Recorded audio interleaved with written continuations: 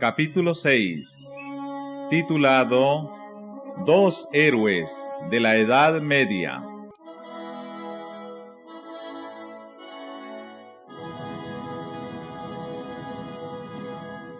La semilla del Evangelio había sido sembrada en Bohemia desde el siglo IX.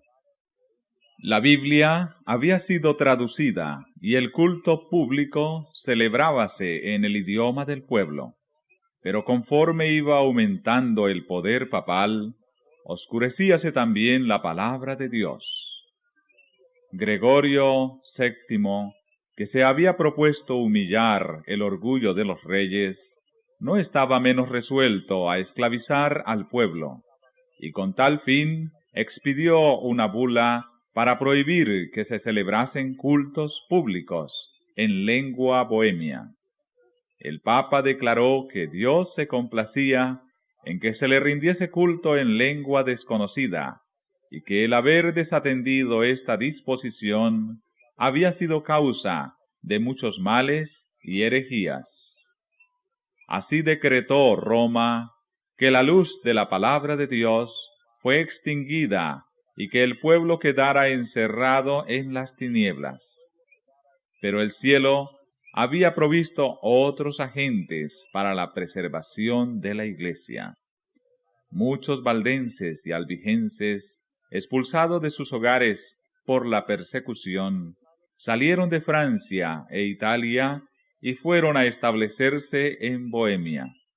Aunque no se atrevían a enseñar abiertamente, trabajaron celosamente en secreto, y así se mantuvo la fe de siglo en siglo.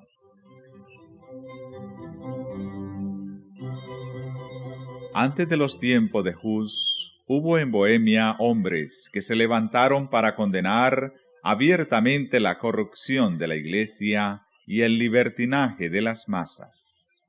Sus trabajos despertaron interés general y también los temores del clero, el cual inició una encarnizada persecución contra aquellos discípulos del Evangelio. Obligados a celebrar el culto en los bosques y en las montañas, los soldados los cazaban y mataron a muchos de ellos. Transcurrido cierto tiempo, se decretó que todos los que abandonasen el romanismo morirían en la hoguera. Pero aún mientras que los cristianos sacrificaban sus vidas, esperaban el triunfo de su causa. Uno de los que enseñaban que la salvación se alcanzaba solo por la fe en el Salvador crucificado, pronunció al morir estas palabras: El furor de los enemigos de la verdad prevalece ahora contra nosotros, pero no será siempre así, pues de entre el pueblo ha de levantarse uno, sin espada ni signo de autoridad, contra el cual ellos nada podrán hacer. Lejos estaba aún el tiempo de Lutero, pero ya empezaba a darse a conocer un hombre cuyo testimonio contra Roma conmovería a las naciones.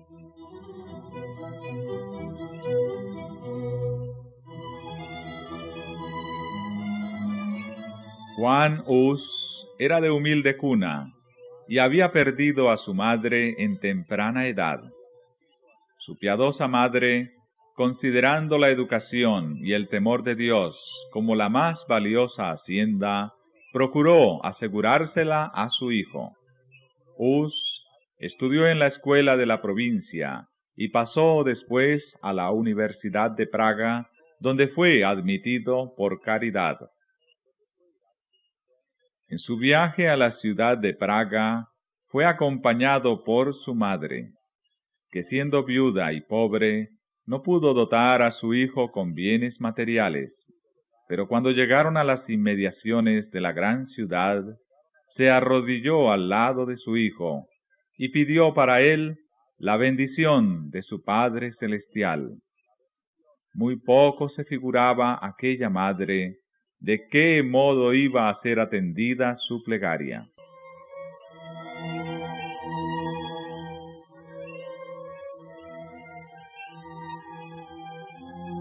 En la universidad se distinguió Hus por su aplicación, su constancia en el estudio y sus rápidos progresos, al par que su conducta intachable y sus afables y simpáticos modales le granjearon general estimación.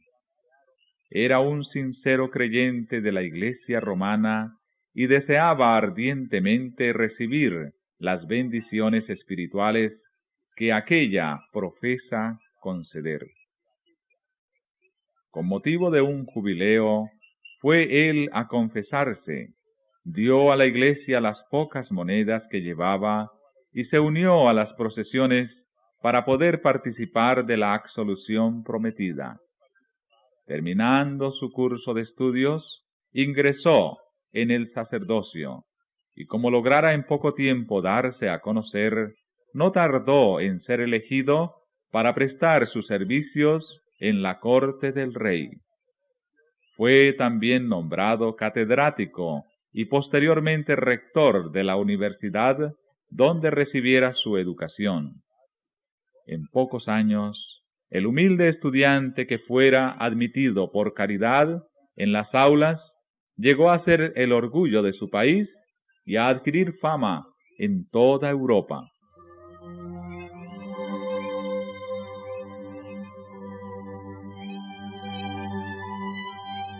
Mas otro fue el campo en donde Hus principió a trabajar en busca de reformas. Algunos años después de haber recibido las órdenes sacerdotales, fue elegido predicador de la capilla llamada de Belén. El fundador de ésta había abogado por considerarlo asunto de gran importancia en favor de la predicación de las Santas Escrituras en el idioma del pueblo. No obstante la oposición de Roma, esta práctica no había desaparecido del todo de Bohemia. Sin embargo, era mucha la ignorancia respecto a la Biblia, y los peores vicios reinaban en todas las clases de la sociedad. Hus denunció sin reparo estos males, apelando a la palabra de Dios para reforzar los principios de verdad y de pureza que procuraba inculcar.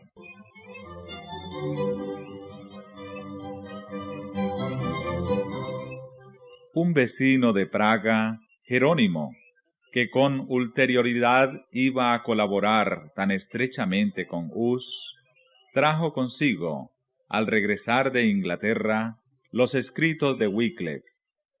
La reina de Inglaterra, que se había convertido a las enseñanzas de éste, era una princesa bohemia, y por medio de su influencia, las obras del reformador obtuvieron gran circulación en su tierra natal. Hus leyó estas obras con interés, tuvo a su autor por cristiano sincero y se sintió movido a mirar con simpatía las reformas que él proponía. Aunque sin darse cuenta, Hus había entrado ya en un sendero que había de alejarle de Roma.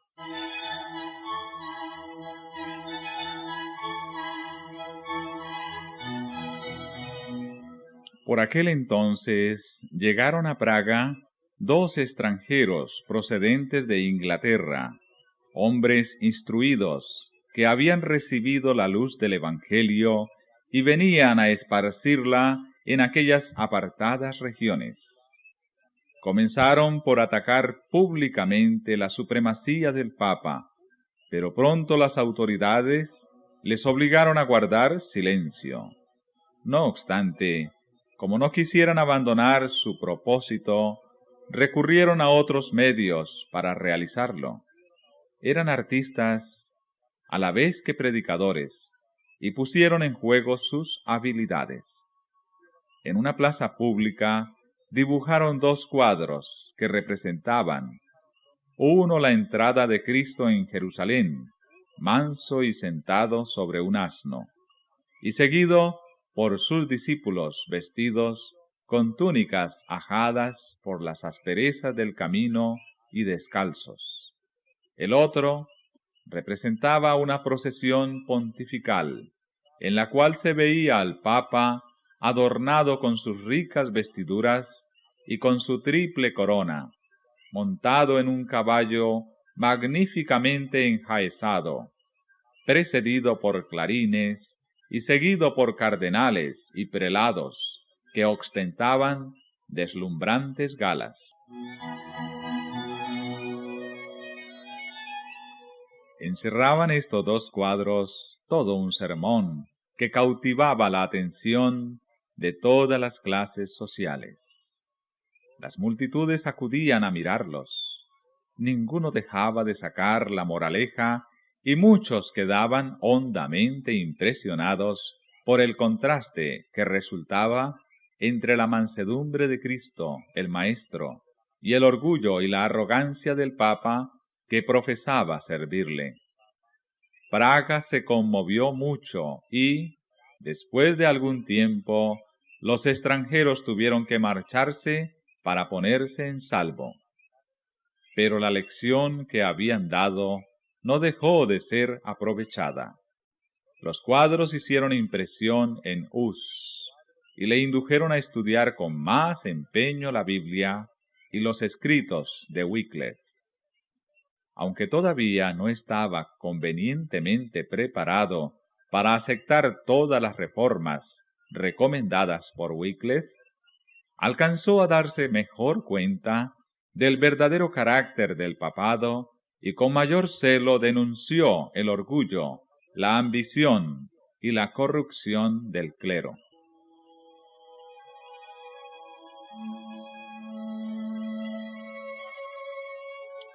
De Bohemia extendióse la luz hasta Alemania.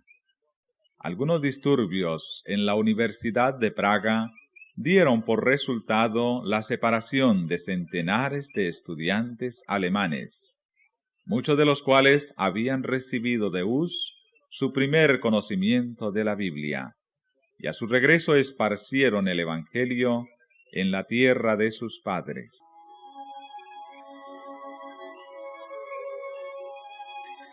Las noticias de la obra hecha en Praga llegaron a Roma y pronto fue citado Hus a comparecer ante el Papa.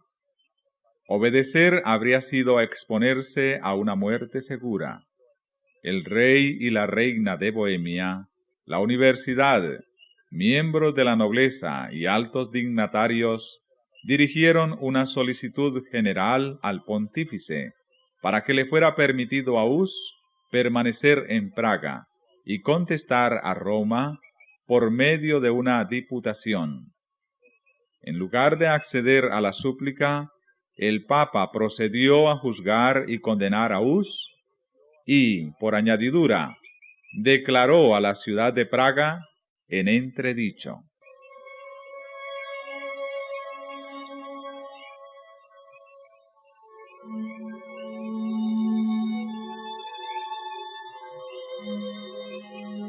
En aquellos tiempos, siempre que se pronunciaba tal sentencia, la alarma era general.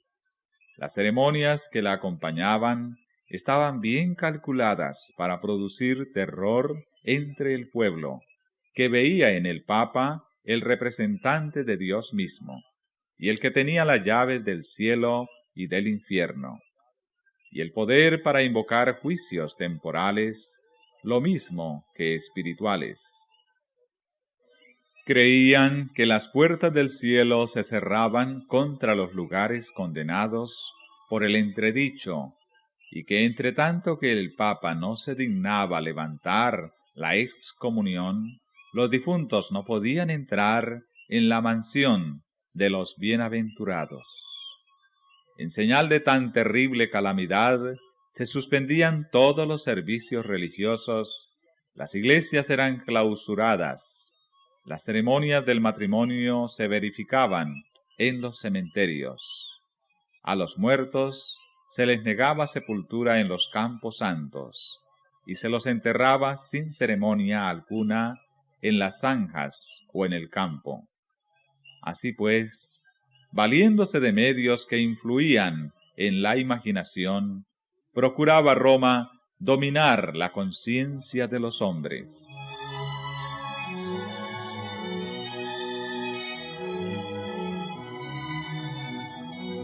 la ciudad de Praga se amotinó. Muchos opinaron que Hus tenía la culpa de todas estas calamidades y exigieron que fuese entregado a la vindicta de Roma. Para que se calmara la tempestad, el reformador se retiró por algún tiempo a su pueblo natal.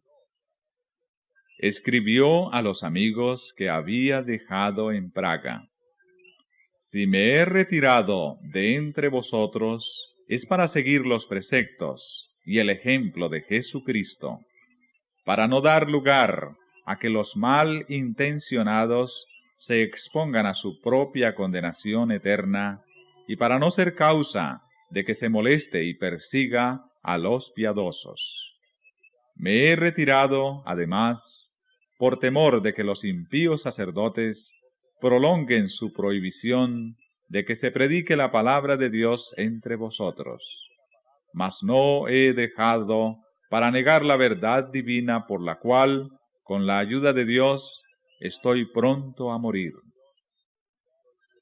Hus no cesó de trabajar.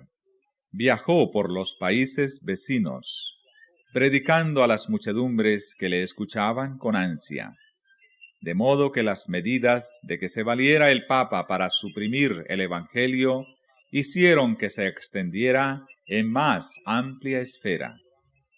Nada podemos hacer contra la verdad, sino a favor de la verdad.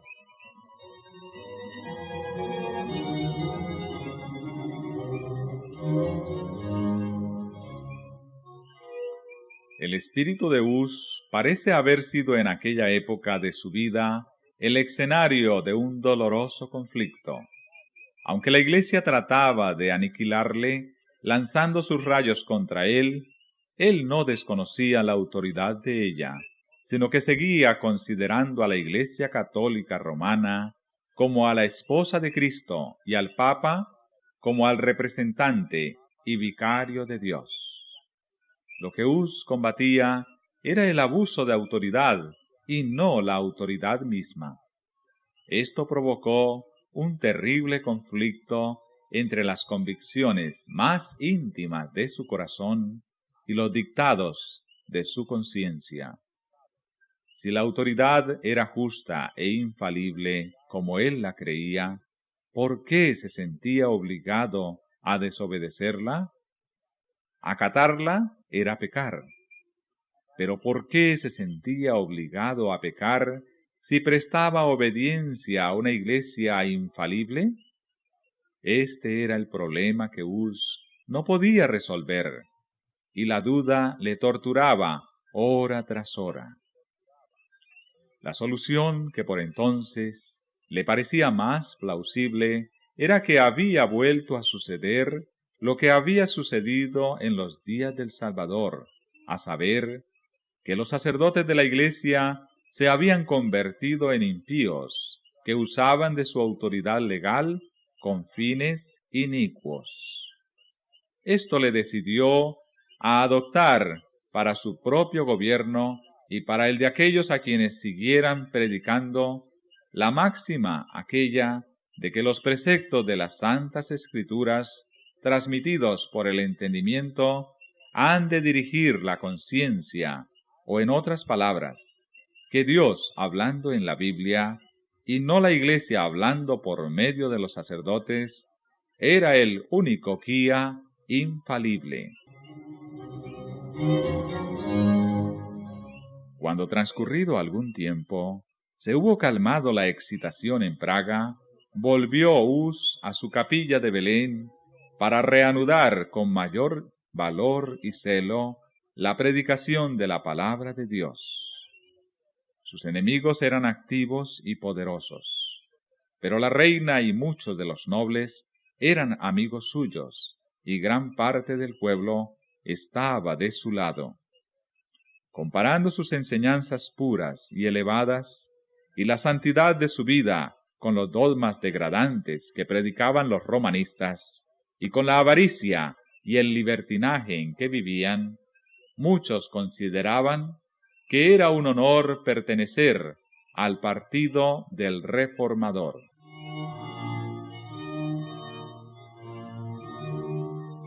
Hasta aquí, Hus había estado solo en sus labores, pero entonces Jerónimo, que durante su estada en Inglaterra había hecho suyas las doctrinas enseñadas por Wycliffe, se unió con él en la obra de reforma.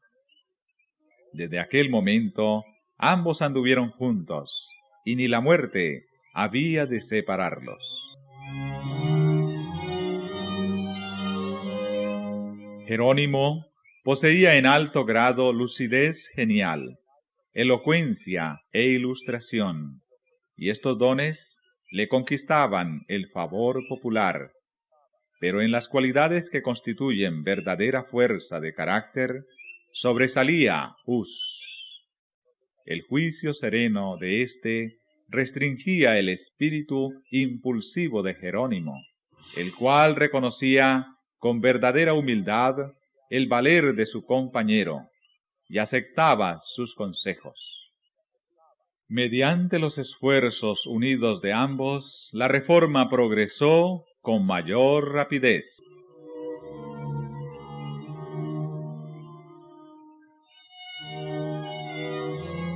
Si bien es verdad que Dios se dignó iluminar a estos sus siervos, derramando sobre ellos raudales de luz que les revelaron muchos de los errores de Roma, también lo es que ellos no recibieron toda la luz que debía ser comunicada al mundo. Por medio de estos hombres, Dios sacaba a sus hijos de las tinieblas del romanismo. Pero tenían que arrostrar muchos y muy grandes obstáculos, y Él los conducía por la mano, paso a paso, según lo permitían las fuerzas de ellos.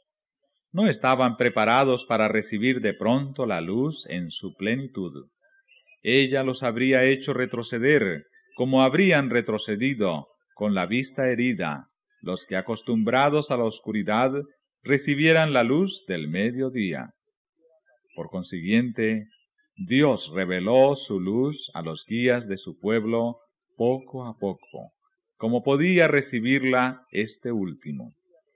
De siglo en siglo, otros fieles obreros seguirían conduciendo a las masas y avanzando más cada vez en el camino de las reformas.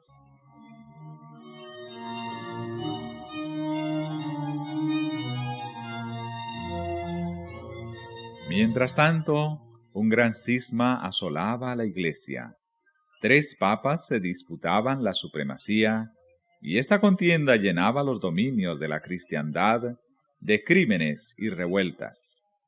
No satisfechos los 3 papas, con arrojarse recíprocamente violentos anatemas, decidieron recurrir a las armas temporales. Cada uno se propuso hacer acopio de armamentos y reclutar soldados. Por supuesto, necesitaban dinero, y para proporcionárselo, todos los dones, oficios y beneficios de la Iglesia fueron puestos en venta. Asimismo, los sacerdotes, imitando a sus superiores, apelaron a la simonía y a la guerra para humillar a sus rivales y para aumentar su poderío. Con una intrepidez que iba cada día en aumento, protestó Hus enérgicamente contra las abominaciones que se toleraban en nombre de la religión, y el pueblo acusó abiertamente a los jefes papales de ser causantes de las miserias que oprimían a la cristiandad.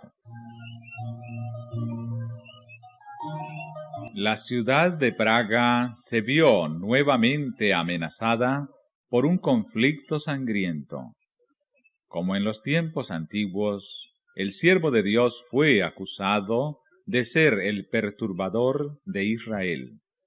La ciudad fue puesta por segunda vez en entredicho, y Hus se retiró a su pueblo natal. Terminó el testimonio que había dado él tan fielmente en su querida capilla de Belén, y ahora iba a hablar al mundo cristiano desde un escenario más extenso, antes de rendir su vida como último homenaje a la verdad.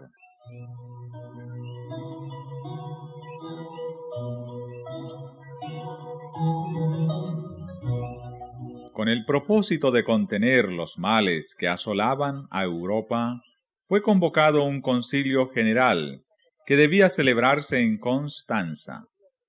Esta cita fue preparada a solicitud del emperador Segismundo por Juan XXIII, uno de los 3 papas rivales.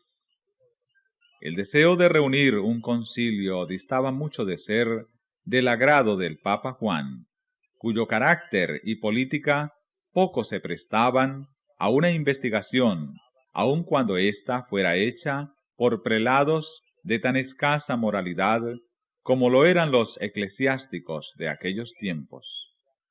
Pero no pudo, sin embargo, oponerse a la voluntad de Segismundo.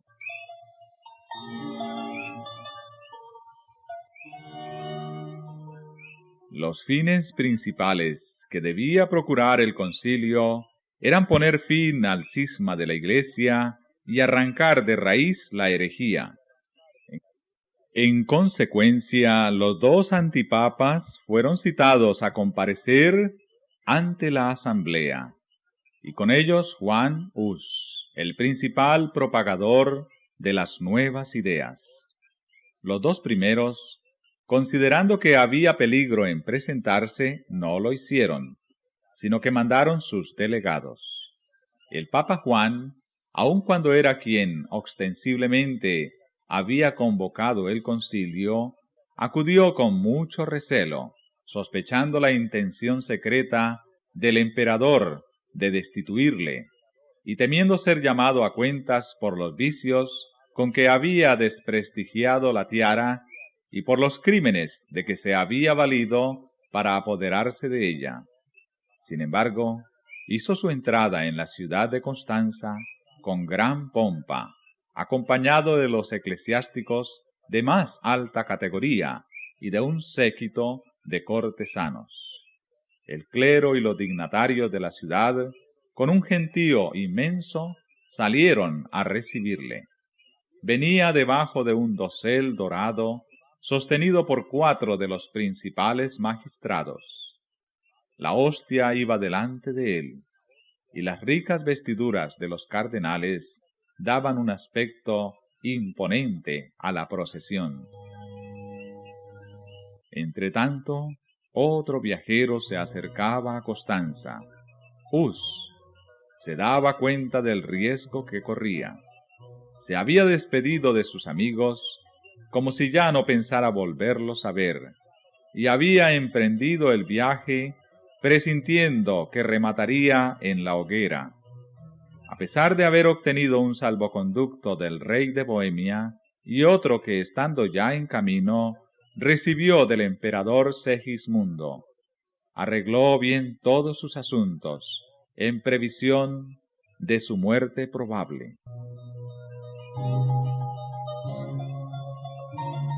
En una carta dirigida a sus amigos de Praga les decía: «Hermanos míos, me voy llevando un salvoconducto del rey para hacer frente a mis numerosos y mortales enemigos. Me encomiendo de todo corazón al Dios Todopoderoso, mi Salvador. Confío en que Él escuchará vuestras ardientes súplicas, que pondrá su prudencia y su sabiduría en mi boca, para que yo pueda resistir a los adversarios, y que me asistirá el Espíritu Santo, para confirmarme en la verdad, a fin de que pueda arrostrar con valor las tentaciones, la cárcel, y si fuese necesario, una muerte cruel. Jesucristo sufrió por sus muy amados, y por tanto, habremos de extrañar que nos haya dejado su ejemplo, a fin de que suframos con paciencia todas las cosas por nuestra propia salvación. Él es Dios, y nosotros somos sus criaturas. Él es el Señor, y nosotros sus siervos. Él es el dueño del mundo, y nosotros somos viles mortales. Y sin embargo sufrió. ¿Por qué entonces no habríamos de padecer nosotros también, y más, cuando sabemos que la tribulación purifica? Por lo tanto, amados míos, si mi muerte ha de contribuir a su gloria, rogad que ella venga pronto, y que Él me dé fuerzas para soportar con serenidad todas las calamidades que me esperan. Empero, si es mejor que yo regrese para vivir otra vez entre vosotros, pidamos a Dios que yo vuelva sin mancha, es decir, que no suprima un tilde de la verdad del Evangelio, para poder dejar a mis hermanos un buen ejemplo que imitar. Es muy probable que nunca más volváis a ver mi cara en Praga. Pero si fuese la voluntad del Dios Todopoderoso traerme de nuevo a vosotros, avanzaremos con un corazón más firme en el conocimiento y en el amor de su ley.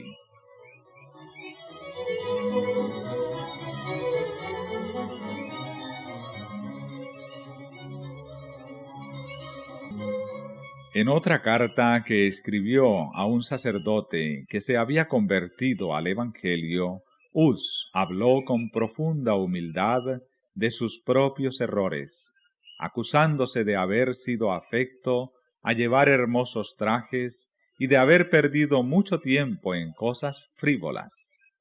Añadía después estas conmovedoras amonestaciones: que tu espíritu se preocupe de la gloria de Dios y de la salvación de las almas, y no de las comodidades y bienes temporales.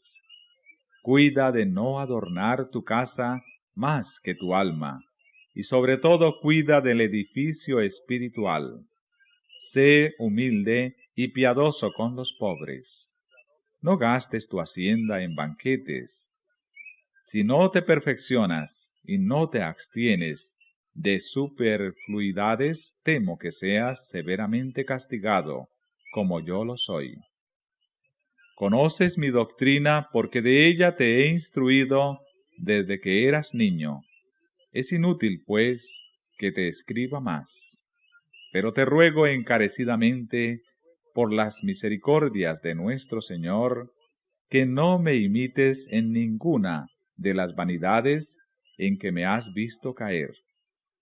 En la cubierta de la carta añadió: te ruego mucho, amigo mío, que no rompas este sello, sino cuando tengas la seguridad de que yo haya muerto.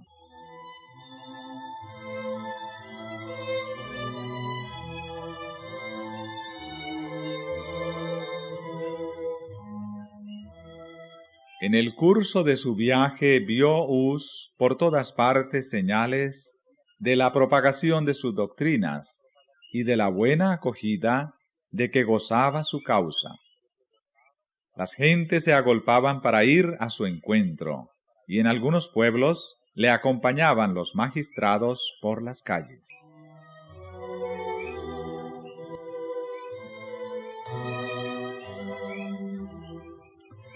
Al llegar a Constanza, Hus fue dejado en completa libertad.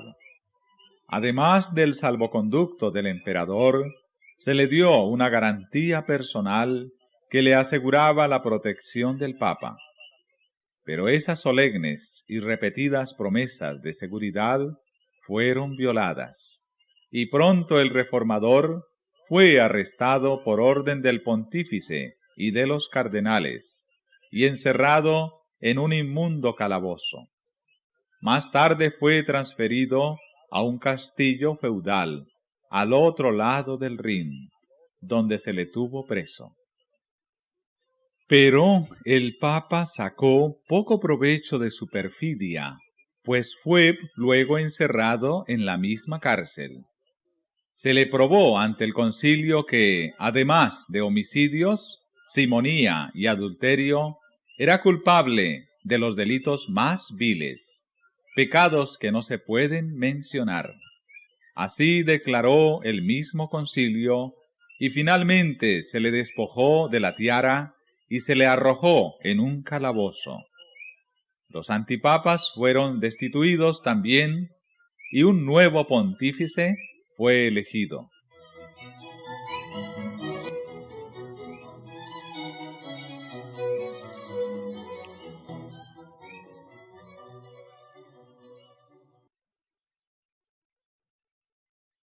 aunque el mismo Papa se había hecho culpable de crímenes mayores que aquellos de que Hus había acusado a los sacerdotes y por los cuales exigía que se hiciese una reforma, con todo, el mismo concilio que degradara al pontífice procedió a concluir con el reformador. El encarcelamiento de Hus despertó grande indignación en Bohemia. Algunos nobles poderosos se dirigieron al concilio protestando contra tamaño ultraje. El emperador, que de mala gana había consentido en que se violase su salvoconducto, se opuso a que se procediera contra él. Pero los enemigos del reformador eran malévolos y resueltos. Apelaron a las preocupaciones del emperador, a sus temores y a su celo por la Iglesia.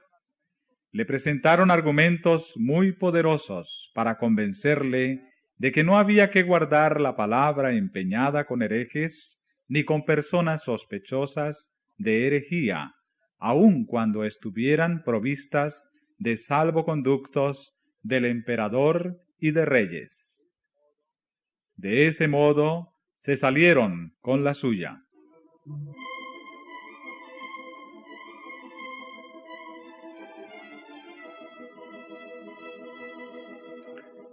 Debilitado por la enfermedad y por el encierro, pues el aire húmedo y sucio del calabozo le ocasionó una fiebre que estuvo a punto de llevarle al sepulcro. Hus fue al fin llevado ante el concilio. Cargado de cadenas, se presentó ante el emperador, que empeñara su honor y buena fe en protegerle. Durante todo el largo proceso sostuvo Hus la verdad con firmeza, y en presencia de los dignatarios de la Iglesia y del Estado allí reunidos, elevó una enérgica y solemne protesta contra la corrupción del clero. Cuando se le exigió que escogiese entre retractarse o sufrir la muerte, eligió la suerte de los mártires.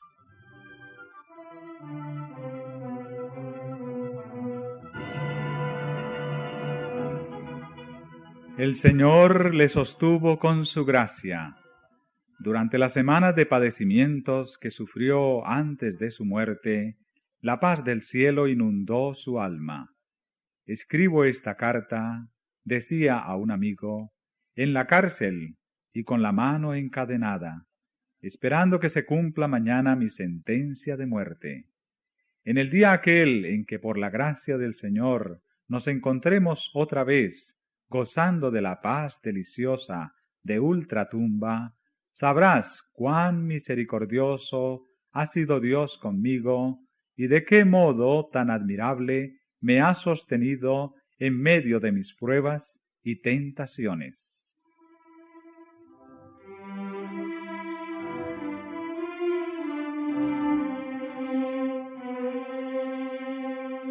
En la oscuridad de su calabozo previó el triunfo de la fe verdadera.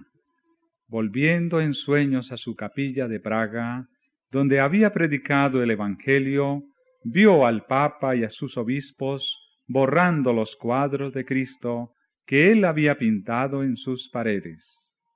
Este sueño le aflige, pero el día siguiente ve muchos pintores ocupados en restablecer las imágenes en mayor número y colores más brillantes. Concluido este trabajo, los pintores, rodeados de un gentío inmenso, exclaman: «Que vengan ahora papas y obispos, ya no los borrarán jamás». Al referirse el reformador su sueño, añadió: «Tengo por cierto que la imagen de Cristo no será borrada jamás. Ellos han querido destruirla, pero será nuevamente pintada en los corazones por unos predicadores que valdrán más que yo».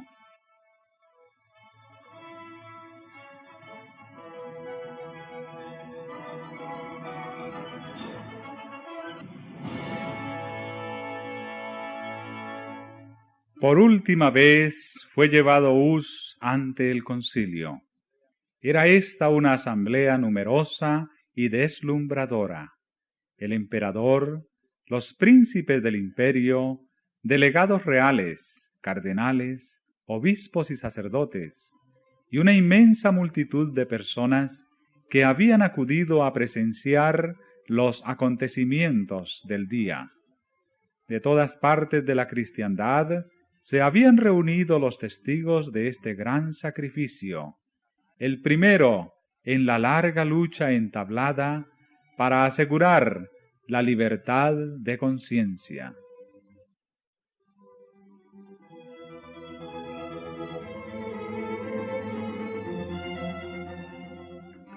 Instado Hus para que manifestara su decisión final, declaró que se negaba a adjurar, y fijando su penetrante mirada en el monarca que tan vergonzosamente violara la palabra empeñada, dijo: resolví de mi propia y espontánea libertad comparecer ante este concilio, bajo la fe y la protección pública del emperador aquí presente. El bochorno se le subió a la cara al monarca Segismundo, al fijarse en él las miradas de todos los circunstantes.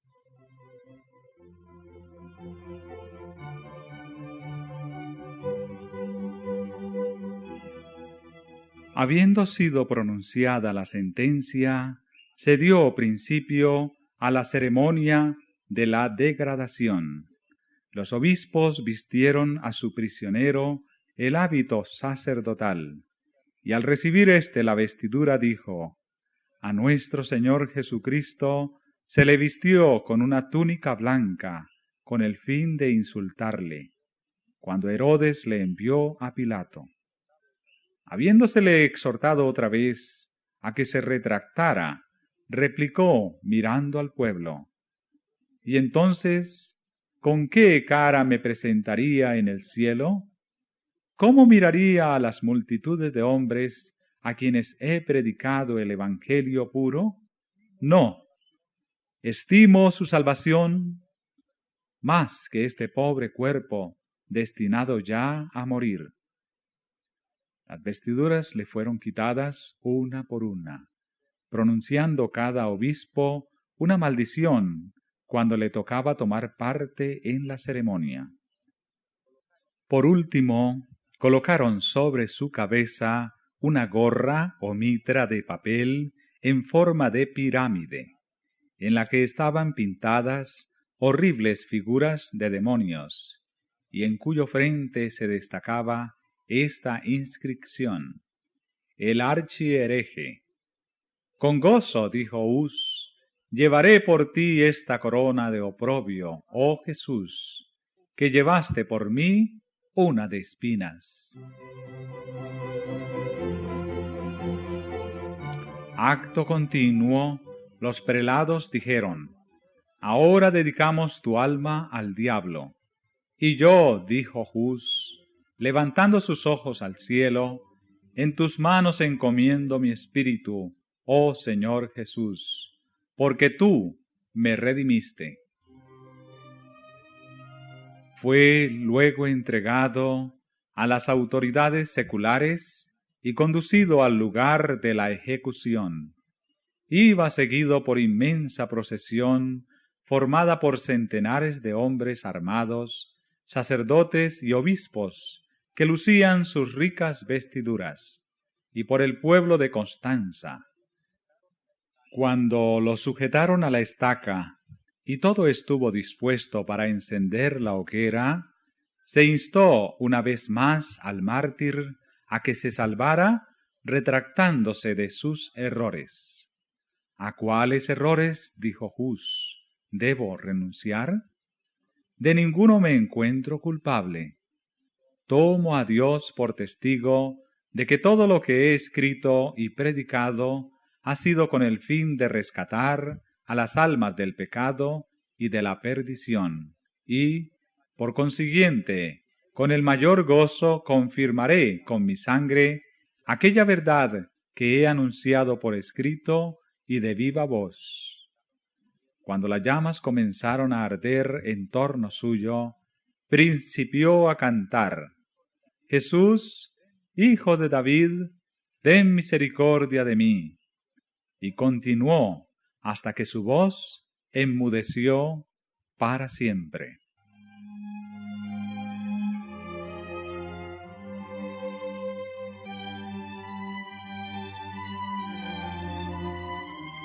Sus mismos enemigos se conmovieron frente a tan heroica conducta.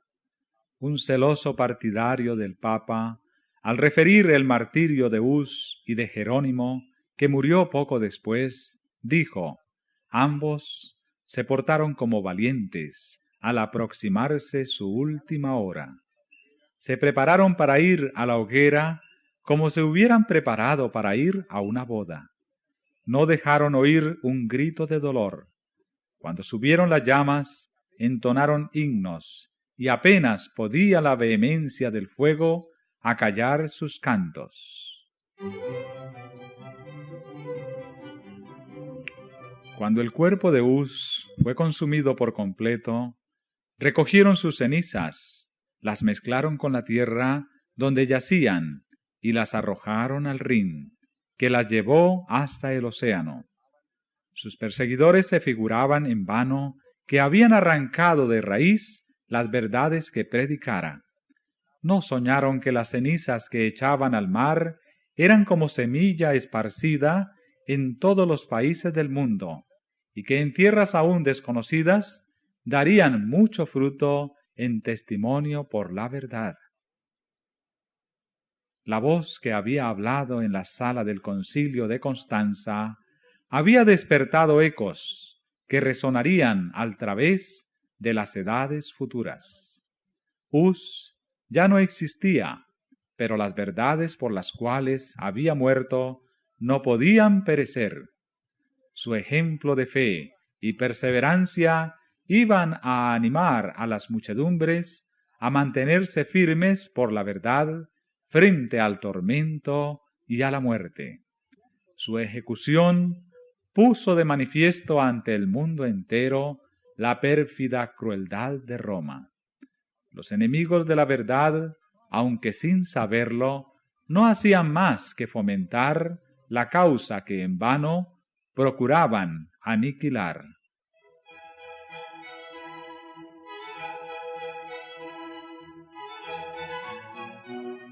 Una estaca más iba a levantarse en Constanza.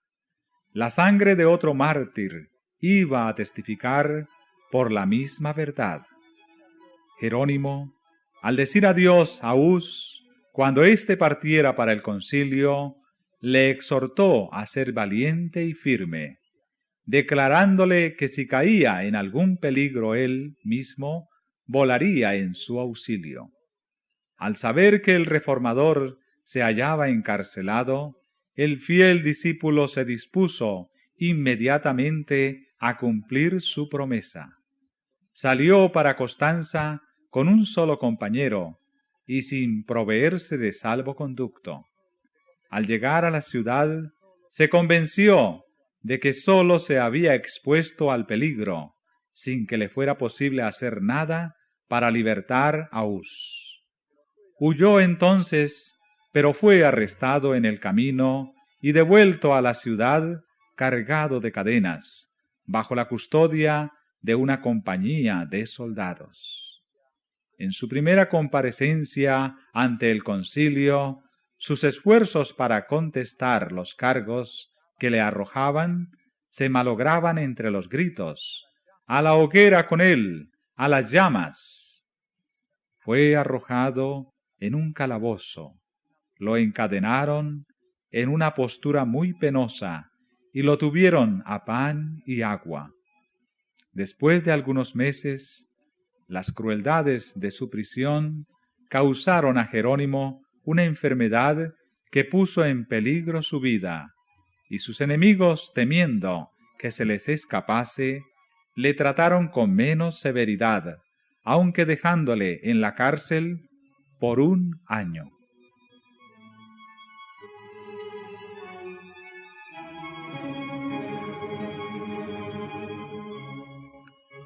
La muerte de Hus no tuvo el resultado que esperaban los papistas.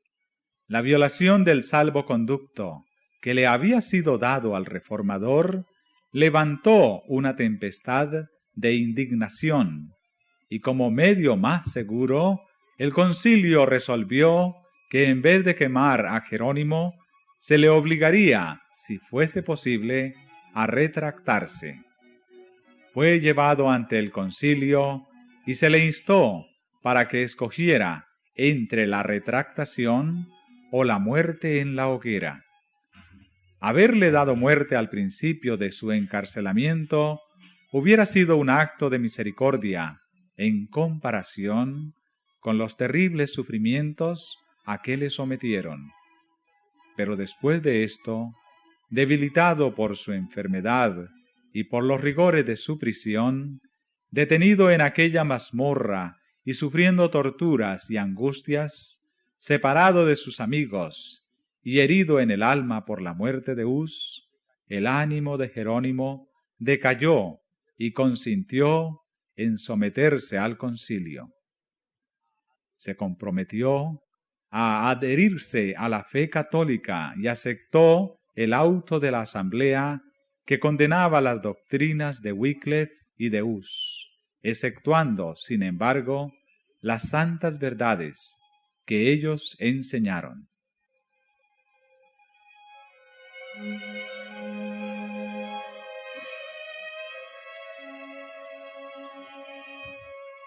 Por medio de semejante expediente, Jerónimo trató de acallar la voz de su conciencia y librarse de la condena.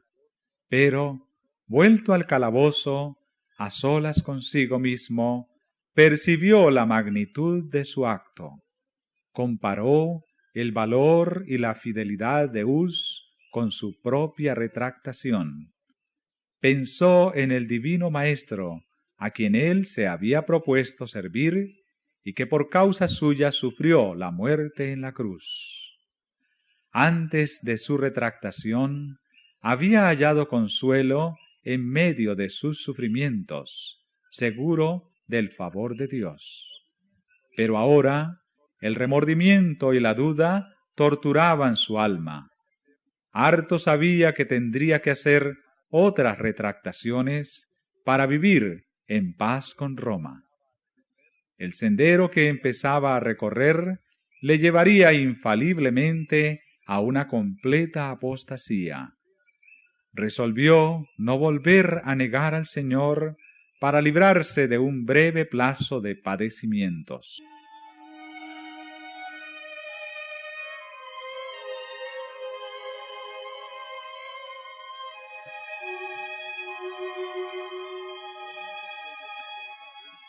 Pronto fue llevado otra vez ante el concilio, pues sus declaraciones no habían dejado satisfechos a los jueces. La sed de sangre despertada por la muerte de Hus reclamaba nuevas víctimas. Sólo la completa abjuración podía salvar de la muerte al reformador. Pero éste había resuelto confesar su fe y seguir hasta la hoguera a su hermano mártir.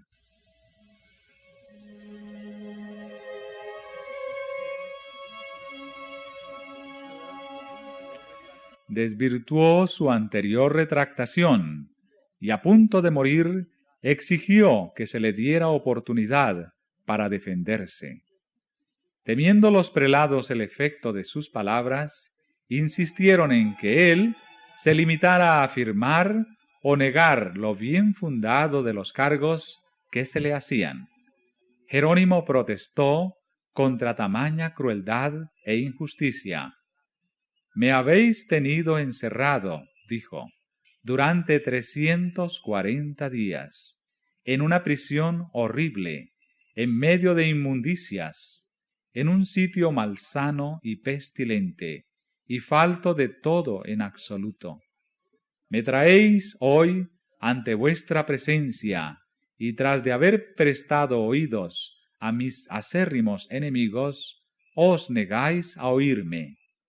Si en verdad sois sabios, y si sois la luz del mundo, cuidaos de pecar contra la justicia. En cuanto a mí, no soy más que un débil mortal.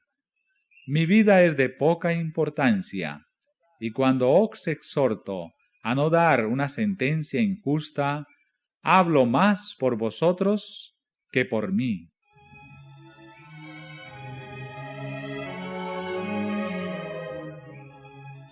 Al fin, le concedieron a Jerónimo lo que pedía. Se arrodilló en presencia de sus jueces y pidió que el Espíritu Divino guiara sus pensamientos y le diese palabras para que nada de lo que iba a decir fuese contrario a la verdad e indigno de su maestro. En aquel día se cumplió en su favor la promesa del Señor a los primeros discípulos. Seréis llevados ante gobernadores y reyes por mi causa. Cuando os entregaren, no os afanéis sobre cómo o qué habéis de decir, porque en aquella misma hora os será dado lo que habéis de decir, porque no sois vosotros quienes habláis, sino el Espíritu de vuestro Padre que habla en vosotros.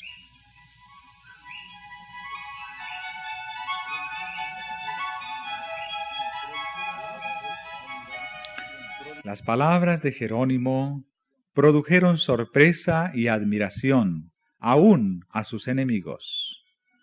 Por espacio de todo un año había estado encerrado en un calabozo, sin poder leer ni ver la luz siquiera, sufriendo físicamente a la vez que dominado por terrible ansiedad mental.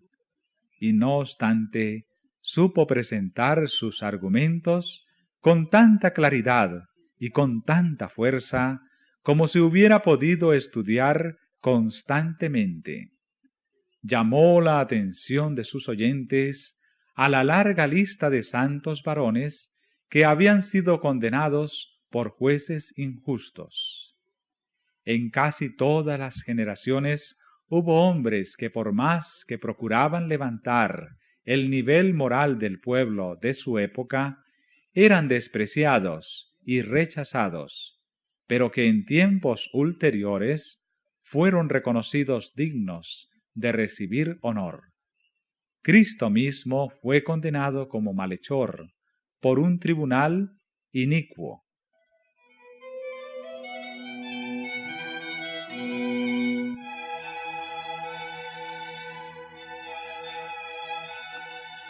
Al retractarse Jerónimo, había declarado justa la sentencia condenatoria que el concilio lanzara contra Hus, pero esta vez declaró que se arrepentía de ello y dio un valiente testimonio a la inocencia y santidad del mártir.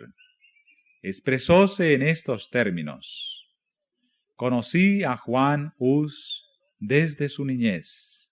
Era el hombre más excelente, justo y santo, pero no por eso dejó de ser condenado. Y ahora yo también estoy listo para morir.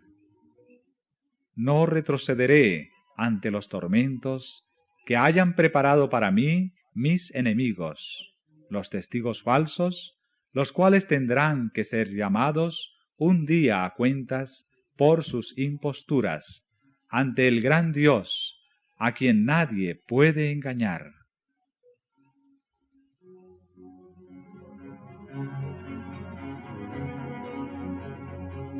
Al censurarse a sí mismo por haber negado la verdad, dijo Jerónimo: de todos los pecados que he cometido desde mi juventud, ninguno pesa tanto sobre mí, ni me causa tan acerbos remordimientos como el que cometí en este funesto lugar, cuando aprobé la inicua sentencia pronunciada contra Wycliffe y contra el santo mártir Juan Hus, maestro y amigo mío.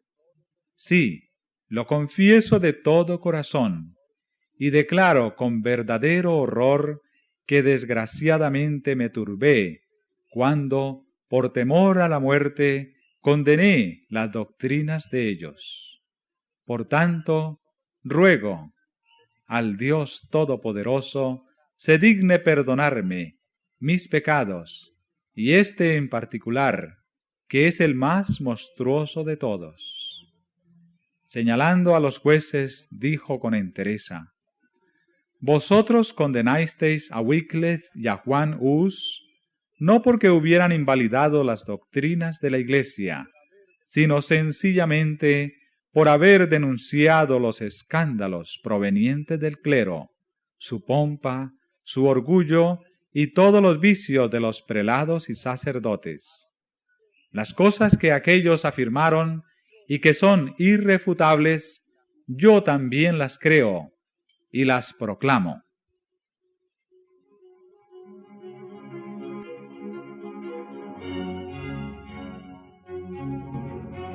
Sus palabras fueron interrumpidas. Los prelados, temblando de ira, exclamaron: ¿Qué necesidad hay de mayores pruebas? Contemplamos con nuestros propios ojos el más obstinado de los herejes.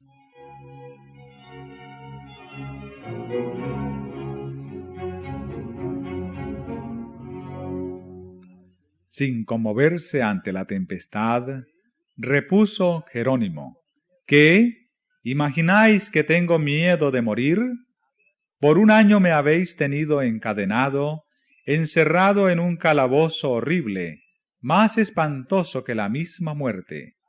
Me habéis tratado con más crueldad que a un turco, judío o pagano, y mis carnes se han resecado hasta dejar los huesos descubiertos. Pero no me quejo, porque las lamentaciones sientan mal en un hombre de corazón y de carácter. Pero no puedo menos que expresar mi asombro ante tamaña barbarie con que habéis tratado a un cristiano.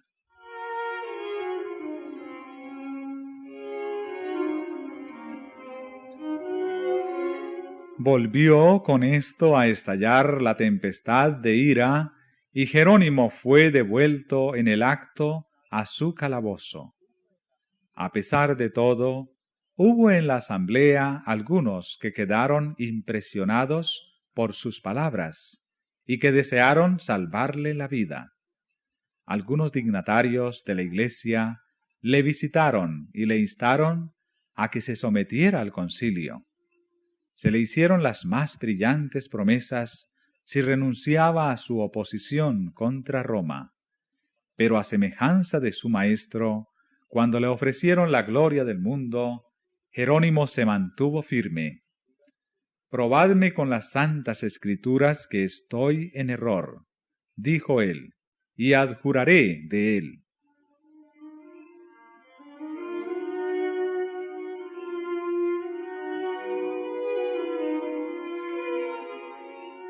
«Las santas escrituras», exclamó uno de sus tentadores, ¿todo debe ser juzgado por ellas? ¿Quién puede comprenderlas si la Iglesia no las interpreta?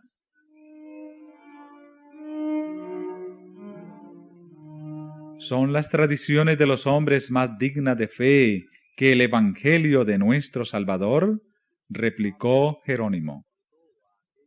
Pablo no exhortó a aquellos a quienes escribía a que escuchasen las tradiciones de los hombres, sino que les dijo: «Escudriñad las Escrituras». «Hereje», fue la respuesta, «me arrepiento de haber estado alegando contigo tanto tiempo. Veo que es el diablo el que te impulsa».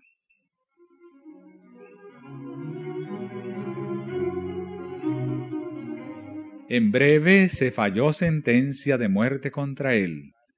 Le condujeron enseguida al mismo lugar donde Hus había dado su vida. Fue al suplicio cantando, iluminado el rostro de gozo y paz. Fijó en Cristo su mirada, y la muerte ya no le infundía miedo alguno. Cuando el verdugo, a punto de prender la hoguera, se puso detrás de él, el mártir exclamó: «Ven por delante sin vacilar, prende la hoguera en mi presencia. Si yo hubiera tenido miedo, no estaría aquí».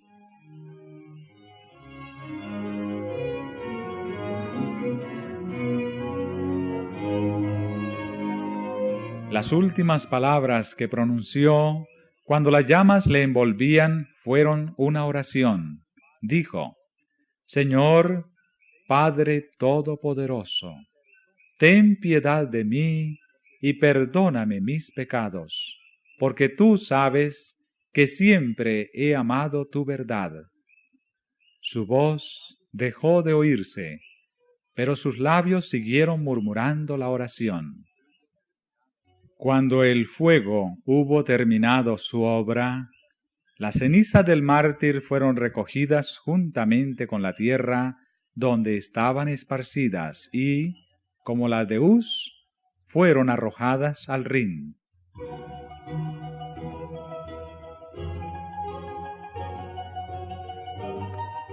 Así murieron los fieles siervos que derramaron la luz de Dios. Pero la luz de las verdades que proclamaron, la luz de su heroico ejemplo, no pudo extinguirse. Antes, podían los hombres intentar hacer retroceder al sol en su carrera que apagar el alba de aquel día que vertía ya sus fulgores sobre el mundo.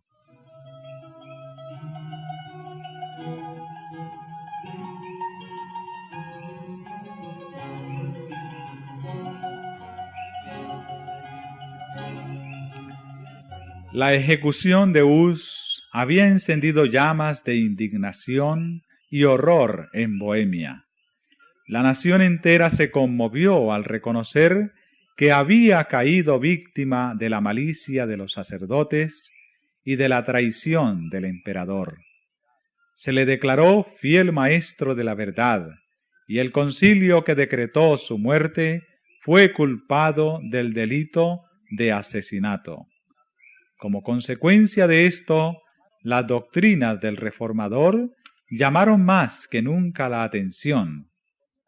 Los edictos del Papa condenaban los escritos de Wycliffe a las llamas, pero las obras que habían escapado a dicha sentencia fueron sacadas de donde habían sido escondidas para estudiarlas comparándolas con la Biblia o las porciones de ella que el pueblo podía conseguir, y muchos fueron inducidos así a aceptar la fe reformada.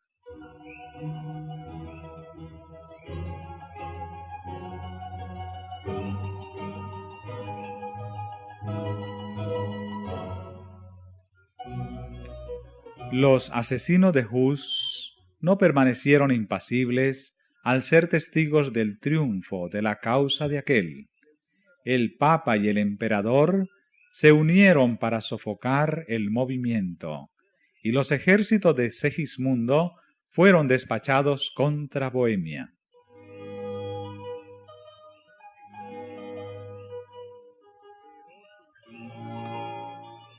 Pero surgió un libertador, Cisca, que poco después de empezada la guerra quedó enteramente ciego, y que fue, no obstante, uno de los más hábiles generales de su tiempo. Era el que guiaba a los bohemios. Confiando en la ayuda de Dios y en la justicia de su causa, aquel pueblo resistió a los más poderosos ejércitos que fueron movilizados contra él. Vez tras vez, el emperador, suscitando nuevos ejércitos, invadió a Bohemia, tan solo para ser rechazado ignominiosamente. Los husitas no le tenían miedo a la muerte y nada les podía resistir. A los pocos años de empeñada la lucha, murió el valiente Cisca, pero le reemplazó Procopio, general igualmente arrojado y hábil, y en varios respectos jefe más capaz.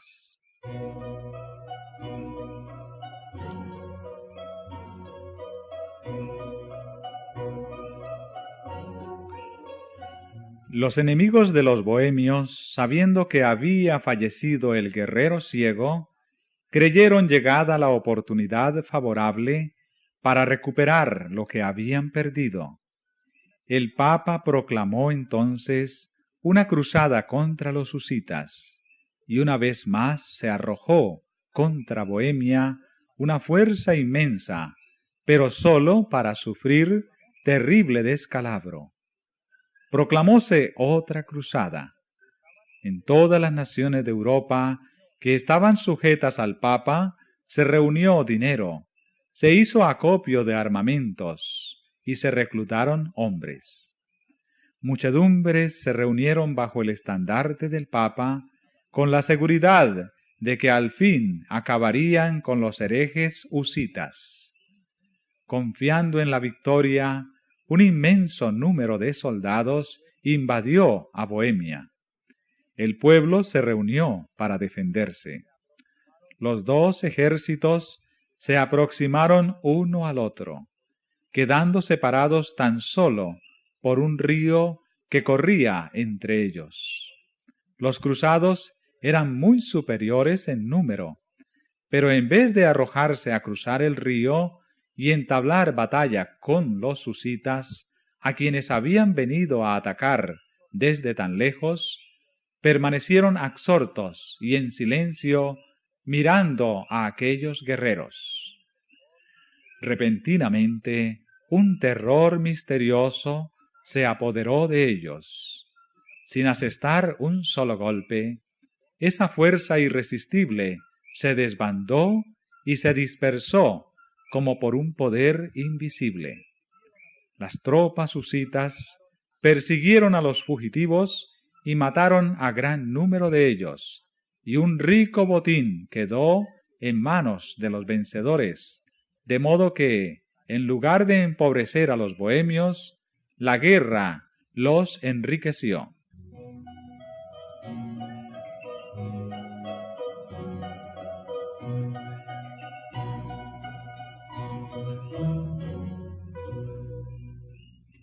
Pocos años después, bajo un nuevo papa, se preparó otra cruzada. Como anteriormente, se volvió a reclutar gente y a allegar medios de entre los países papales de Europa. Se hicieron los más halagüeños ofrecimientos a los que quisiesen tomar parte en esta peligrosa empresa. Se daba indulgencia plenaria a los cruzados, aunque hubiesen cometido los más monstruosos crímenes. A los que muriesen en la guerra se les aseguraba hermosa recompensa en el cielo, y los que sobreviviesen cosecharían honores y riquezas en el campo de batalla. Así se logró reunir un inmenso ejército que cruzó la frontera y penetró en Bohemia. Las fuerzas husitas se retiraron ante el enemigo y atrajeron así a los invasores al interior del país, dejándoles creer que ya habían ganado la victoria. Finalmente, el ejército de Procopio se detuvo y dando frente al enemigo, se adelantó al combate. Los cruzados descubrieron entonces su error y esperaron el ataque en sus reales. Al oír el ejército que se aproximaba contra ellos, y aún antes de que vieran a los husitas, el pánico volvió a apoderarse de los cruzados. Los príncipes, los generales y los soldados rasos, arrojando sus armas, huyeron en todas direcciones. En vano el legado papal, que guiaba la invasión, se esforzó en reunir aquellas fuerzas aterrorizadas y dispersas. A pesar de su decidísimo empeño, él mismo se vio precisado a huir entre los fugitivos. La derrota fue completa, y otra vez un inmenso botín cayó en manos de los vencedores.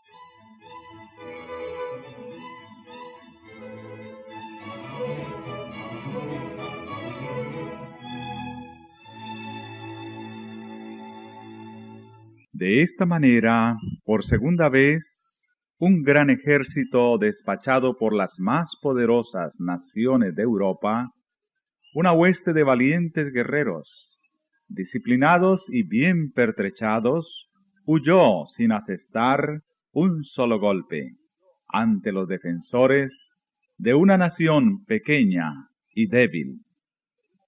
Era una manifestación del poder divino. Los invasores fueron heridos por un terror sobrenatural. El que anonadó los ejércitos de Faraón en el Mar Rojo e hizo huir los ejércitos de Madián ante Gedeón y los 300, y en una noche abatió las fuerzas de los orgullosos asirios, extendió una vez más su mano para destruir el poder del opresor. Allí se sobresaltaron de pavor donde no había miedo, porque Dios ha esparcido los huesos del que asentó campo contra ti. Los avergonzaste, porque Dios los desechó.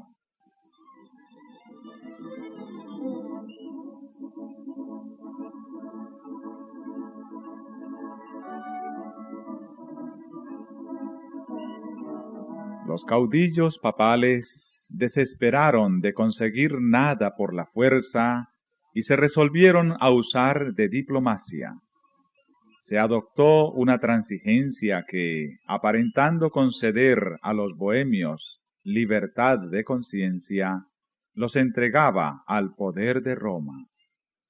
Los bohemios habían especificado 4 puntos como condición para hacer la paz con Roma, a saber, la predicación libre de la Biblia, el derecho de toda la Iglesia a participar de los elementos del pan y vino en la comunión, y el uso de su idioma nativo en el culto divino, la exclusión del clero de los cargos y autoridad seculares, y en casos de crímenes, su sumisión a la jurisdicción de las cortes civiles, que tendrían acción sobre clérigos y laicos.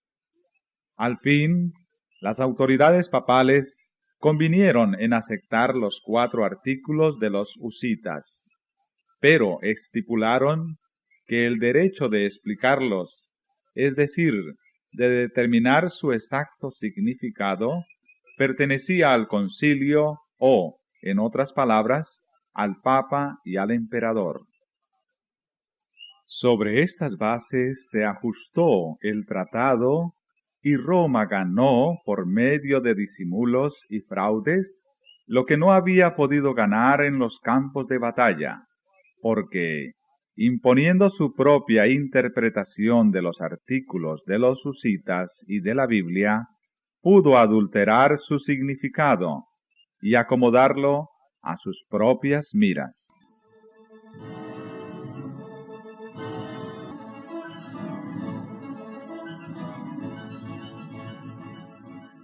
En Bohemia, muchos, al ver así defraudada la libertad que ya disfrutaban, no aceptaron el convenio. Surgieron disensiones y divisiones que provocaron contiendas y derramamiento de sangre entre ellos mismos. En esta lucha sucumbió el noble Procopio, y con él sucumbieron también las libertades de Bohemia.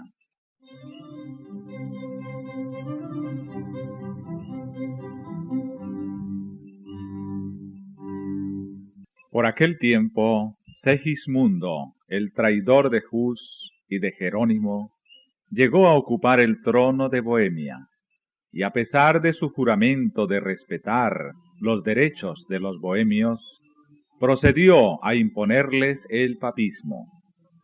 Pero muy poco sacó con haberse puesto al servicio de Roma. Por espacio de 20 años su vida no había sido más que un cúmulo de trabajos y peligros. Sus ejércitos y sus tesoros se habían agotado en larga e infructuosa contienda, y ahora, después de 1 año de reinado, murió dejando el reino en vísperas de la guerra civil y a la posteridad un nombre manchado de infamia.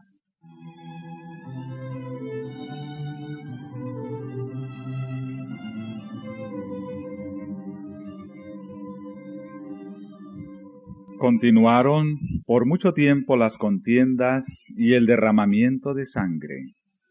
De nuevo los ejércitos extranjeros invadieron a Bohemia, y las luchas intestinas debilitaron y arruinaron a la nación. Los que permanecieron fieles al Evangelio fueron objeto de encarnizada persecución.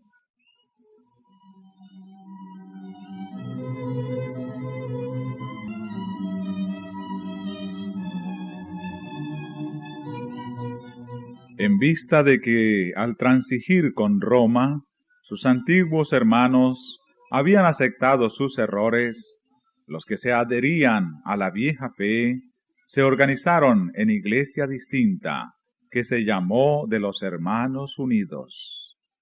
Esta circunstancia atrajo sobre ellos toda clase de maldiciones, pero su firmeza era inquebrantable. Obligados a refugiarse en los bosques y las cuevas, siguieron reuniéndose para leer la palabra de Dios y para celebrar culto.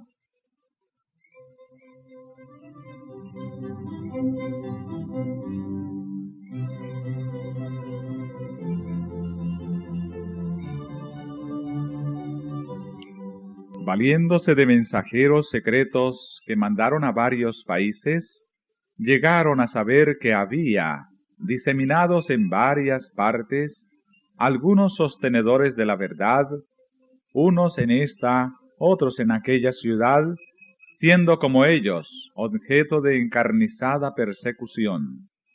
Supieron también que entre las montañas de los Alpes había una iglesia antigua que se basaba en las Sagradas Escrituras y que protestaba contra la idólatra corrupción de Roma. Recibieron estos datos con gran regocijo e iniciaron relaciones por correspondencia con los cristianos valdenses.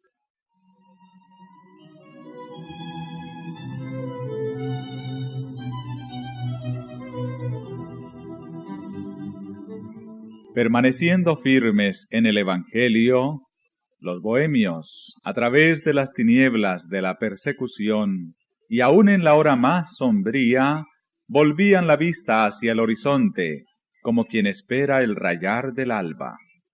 Les tocó vivir en días malos, pero recordaban las palabras pronunciadas por Hus y repetidas por Jerónimo, de que pasaría un siglo antes de que se viera despuntar la aurora.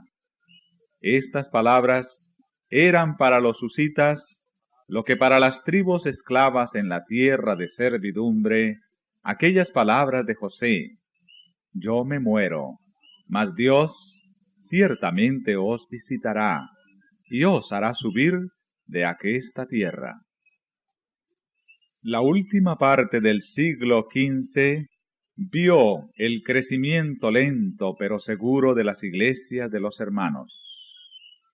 Aunque distaban mucho de no ser molestados, gozaron, sin embargo, de relativa tranquilidad. A principios del siglo XVI se contaban 200 de sus iglesias en Bohemia y en Moravia. Tan numeroso era el residuo que sobrevivió a la furia destructora del fuego y de la espada, y pudo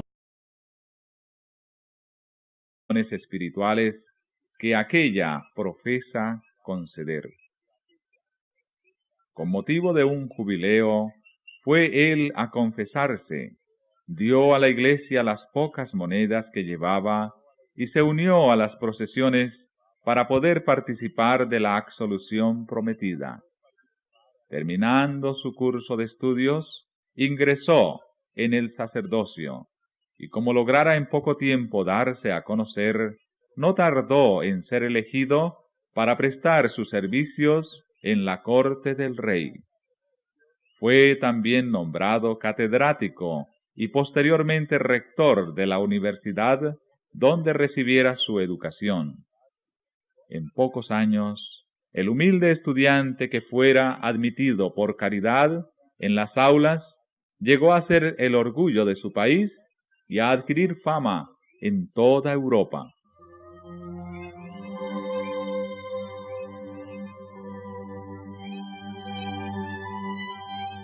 Mas otro fue el campo en donde Hus principió a trabajar en busca de reformas. Algunos años después de haber recibido las órdenes sacerdotales, fue elegido predicador de la capilla llamada de Belén. El fundador de ésta había abogado por considerarlo asunto de gran importancia en favor de la predicación de las Santas Escrituras en el idioma del pueblo. No obstante la oposición de Roma, esta práctica no había desaparecido del todo de Bohemia. Sin embargo, era mucha la ignorancia respecto a la Biblia, y los peores vicios reinaban en todas las clases de la sociedad. Hus denunció sin reparo estos males, apelando a la palabra de Dios para reforzar los principios de verdad y de pureza que procuraba inculcar.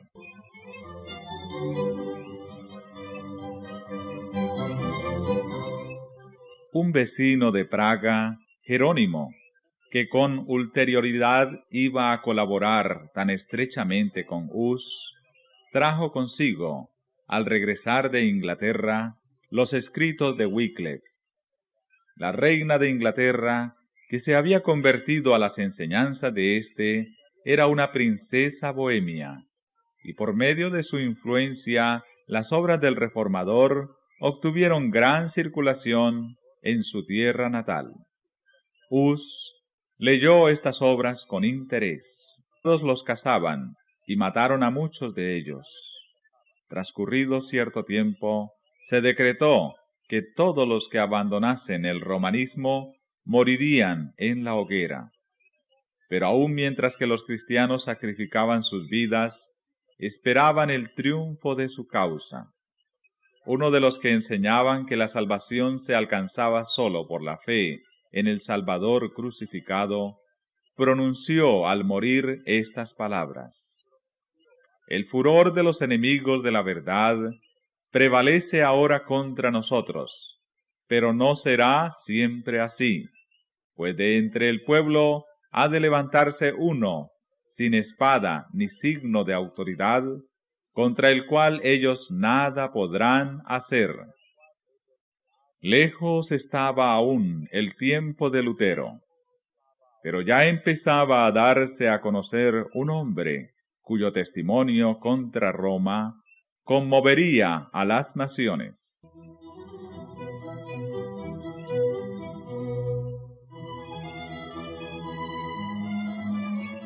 Juan Hus era de humilde cuna y había perdido a su madre en temprana edad.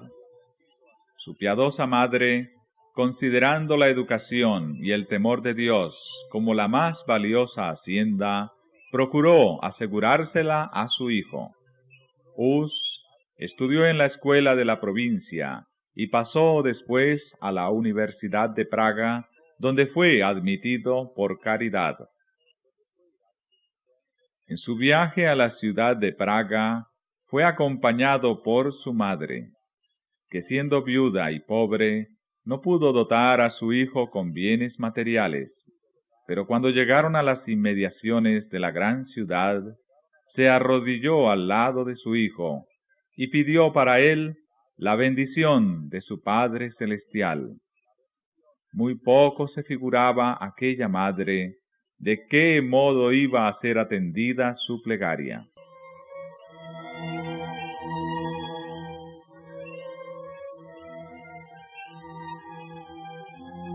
En la universidad se distinguió Hus por su aplicación, su constancia en el estudio y sus rápidos progresos, al par que su conducta intachable y sus afables y simpáticos modales le granjearon general estimación.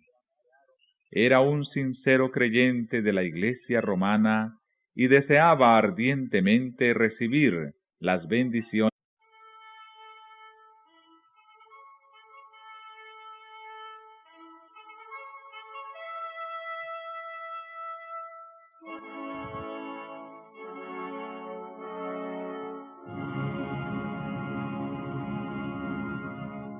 Capítulo 6, titulado Dos héroes de la Edad Media.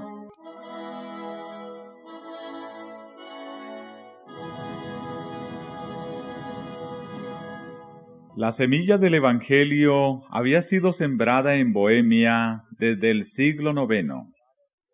La Biblia había sido traducida y el culto público celebrábase en el idioma del pueblo. Pero conforme iba aumentando el poder papal, oscurecíase también la palabra de Dios.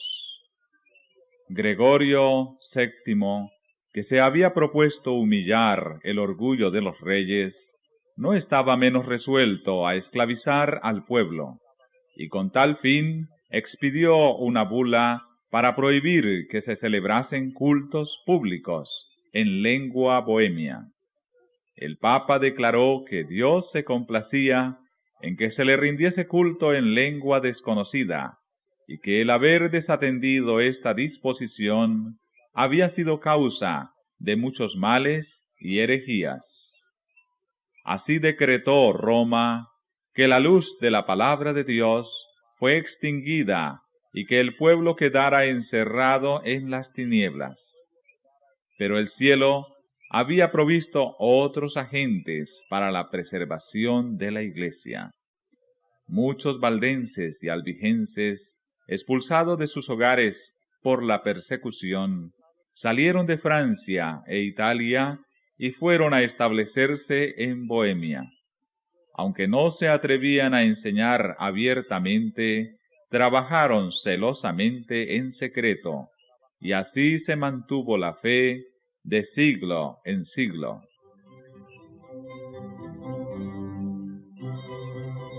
Antes de los tiempos de Hus, hubo en Bohemia hombres que se levantaron para condenar abiertamente la corrupción de la Iglesia y el libertinaje de las masas.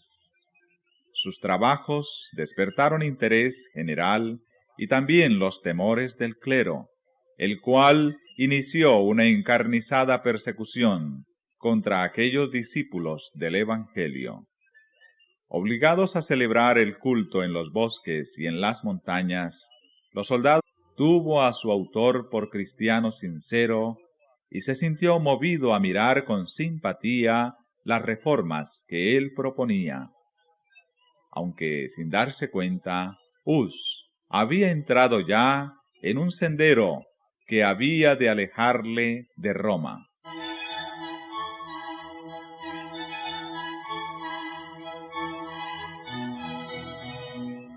Por aquel entonces llegaron a Praga dos extranjeros procedentes de Inglaterra, hombres instruidos que habían recibido la luz del Evangelio y venían a esparcirla en aquellas apartadas regiones. Comenzaron por atacar públicamente la supremacía del Papa, pero pronto las autoridades les obligaron a guardar silencio. No obstante, como no quisieran abandonar su propósito, recurrieron a otros medios para realizarlo. Eran artistas a la vez que predicadores, y pusieron en juego sus habilidades. En una plaza pública dibujaron dos cuadros que representaban, uno la entrada de Cristo en Jerusalén, manso y sentado sobre un asno, y seguido por sus discípulos vestidos con túnicas ajadas por las asperezas del camino y descalzos. El otro representaba una procesión pontifical, en la cual se veía al Papa adornado con sus ricas vestiduras y con su triple corona, montado en un caballo magníficamente enjaezado, precedido por clarines y seguido por cardenales y prelados que ostentaban deslumbrantes galas. Encerraban estos dos cuadros todo un sermón que cautivaba la atención de todas las clases sociales. Las multitudes acudían a mirarlos. Ninguno dejaba de sacar la moraleja y muchos quedaban hondamente impresionados por el contraste que resultaba entre la mansedumbre de Cristo, el Maestro, y el orgullo y la arrogancia del Papa que profesaba servirle. Praga se conmovió mucho y, después de algún tiempo, los extranjeros tuvieron que marcharse para ponerse en salvo. Pero la lección que habían dado no dejó de ser aprovechada. Los cuadros hicieron impresión en Hus y le indujeron a estudiar con más empeño la Biblia y los escritos de Wycliffe. Aunque todavía no estaba convenientemente preparado para aceptar todas las reformas recomendadas por Wycliffe, alcanzó a darse mejor cuenta del verdadero carácter del papado y con mayor celo denunció el orgullo, la ambición y la corrupción del clero.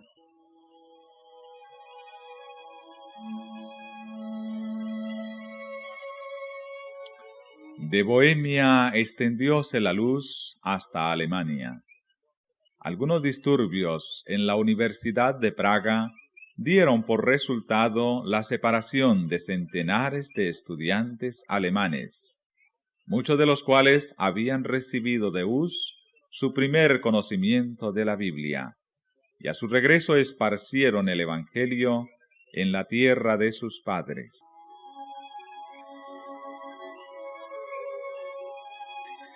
Las noticias de la obra hecha en Praga llegaron a Roma y pronto fue citado Hus a comparecer ante el Papa. Obedecer habría sido exponerse a una muerte segura. El rey y la reina de Bohemia, la universidad, miembros de la nobleza y altos dignatarios dirigieron una solicitud general al pontífice para que le fuera permitido a Hus permanecer en Praga y contestar a Roma por medio de una diputación. En lugar de acceder a la súplica, el Papa procedió a juzgar y condenar a Hus y, por añadidura, declaró a la ciudad de Praga en entredicho.